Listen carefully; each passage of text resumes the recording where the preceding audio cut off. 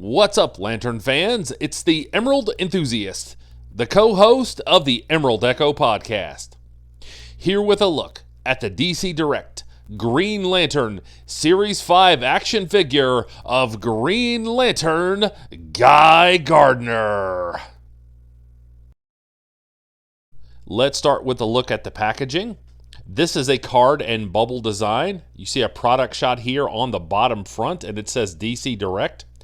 This figure comes with 2 accessories. Also note that the bubble is shaped like the Green Lantern symbol, and I really like that. And on the back, we see product shots of the other characters who have figures in this wave. This is a 2011 release. It took me a while to find one of these with a slightly damaged card, and the seller was willing to accept a best offer. I have another one of these in really nice packaging. However, I wanted to review one on this channel. So now it's time to bust this figure out of the package and see what's inside.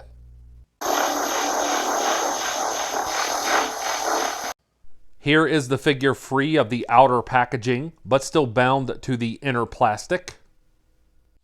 The figure comes with 2 accessories, the Green Lantern symbol peg base and the personal power battery. I have spoken about these peg bases in many of my reviews. I have purchased extra ones to pose my figures with them.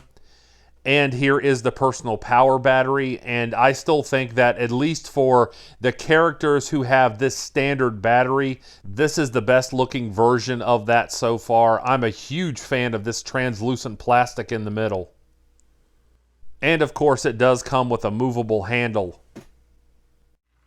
And here we see Guy Gardner out of the package, and if there's ever been a Green Lantern who is always ready to rumble, it is Guy Gardner. There is so much to like about this figure. This is my favorite Guy Gardner figure, although the articulation is somewhat limited. So let's take a closer look at the loose details now. Let's start with a look at the lower body, and I'm a huge fan of the way these boots look. You can see this metallic green paint, and that just makes them pop so much. And there are wrinkles sculpted in, and you can see the buckles. Overall, I really appreciate the paint application on the stripes that you can see on the pants here. However, mine has a little bit of extra paint, but that's only a slight annoyance. Perhaps this figure could have used some more definition in the hamstrings, but once again, you can see all of the detail on these boots. And I know some people prefer the oversized boots that Guy wore in the 80s, but to me, these just look magnificent. And there is solid definition on the quadriceps as well. Now let's take a look at the torso, and the vest is done to near perfection here. I only have one tiny issue with it, but you can see all of the wrinkles that have been sculpted in. There's excellent detail on the belt and the buckles, as well as this lapel area. Now the Green Lantern symbol is screened on, and of course I would have preferred a sculpted symbol. But you can see just how realistic all of these wrinkles look. Look at this detail here in the back. This is exactly how fabric falls and folds and creases, and this level of detail extends to the collar. You can see just how well that has been sculpted. So I'm very impressed by this torso. Now let's take a look at the arms. And you can see that same level of superb sculpting here on the gloves, including this cuff at the top, the definition here in the hand, as well as the biceps and the triceps, the striations on the deltoids. That all looks really good. I really appreciate the proportions on this figure. All of the anatomy looks realistic, and I think that's a reason for collectors to be impressed by this figure. Here's a close-up of the ring. Now, this is one area that could have used improvement.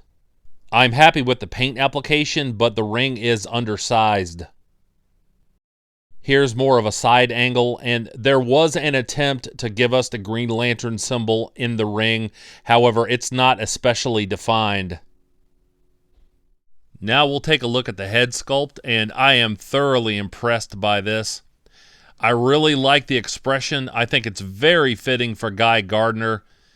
It's very snarky, and we know that Guy is always ready to deliver a mocking comment. Now, I am very appreciative of this hairstyle. Now, I know that some people will prefer the bowl cut, but I think this looks very realistic, and it's just an overall better look for Guy. And the jawline is also impressive. Now we'll take a look at articulation, and I am going to be very gentle with a figure that is this old. There's movement at the top of the boots. You can see that they swivel back and forth. There's a single jointed knee, and it only goes up that far. So it will allow you to get the figure into a running pose, but not an especially deep one. You can get the figure to kick forward this far. So for this type of joint, I don't think that is bad. There's very little motion as far as stepping backward, and the legs do not go out to the sides at all. There's single jointed elbows, and I also was a little surprised by the fact that the gloves don't rotate, but you can get the elbows to go back that far, so that could have been better. You can raise the shoulders out to the sides this far.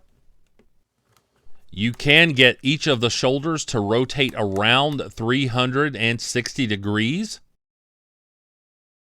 Each of the arms has a bicep swivel. As far as the head goes, it moves easily side to side. You can get Guy to look up this much. He looks down this much. And you can get the head to tilt, which in this case I think is a huge positive for this figure. Posing the figure with the personal power battery is a little difficult. The left hand is a fist, so you can't get the battery into that at all. He does have a slightly open palm with the ring hand. So what you can do is just detach this handle and wiggle it into the right hand very carefully, obviously.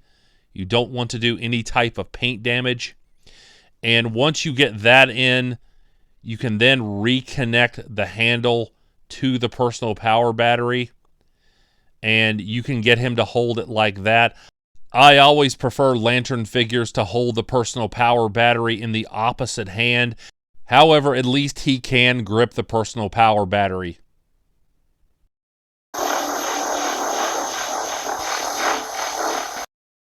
I hope you have enjoyed this review. If so, please like and subscribe. Stay tuned for some articulation shots, and also remember to catch me on the Emerald Echo podcast, which is part of Multiverse Musings, the vidcast, and that's available right here on YouTube. And I'll be back to the internet with more Green Lantern-related content soon. But until we meet again, this has been the Emerald Enthusiast, and thanks for watching.